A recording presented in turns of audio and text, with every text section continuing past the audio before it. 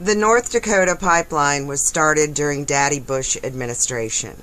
Now, most of this property was gotten by eminent domain. Of course, we all know how that goes.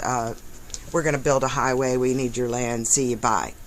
Now, they also used weather to get people off the property. They only had 40 miles to go when Trump took office. And none of that pipe was even made here in the U.S. So it did not create any jobs.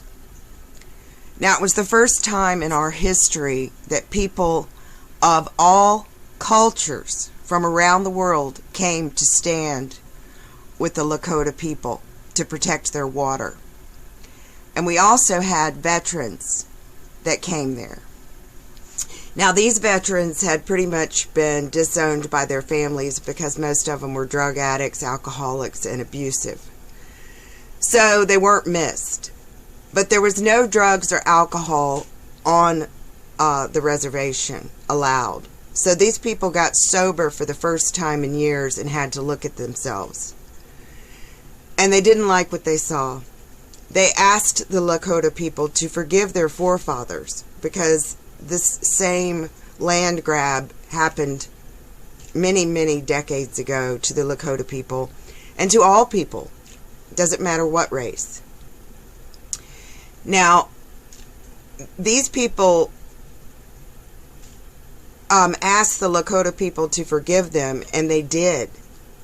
And they said they would stay behind that winter and protect the land. Well, the UN troops came in there and murdered those people because those warriors were ready to go to war against the government because they saw what criminals they were and how they had been duped into service. The last 40 miles was the hardest because that was on treaty land, and we were territories before we were America. So they knew it would be the hardest. When they drilled the very first time under that sacred site, a fire truck fell through a sinkhole in California. I know this because I was watching news from all around the world during that time. Now, while everybody was partying like it was 1999 because the stock market had surged, you know, the fake, we play with the numbers game,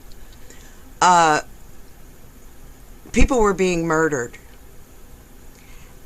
And I couldn't believe that I was literally witnessing a murder of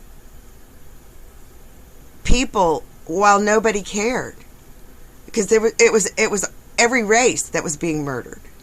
And then they showed a fake scene of a bunch of garbage that was left.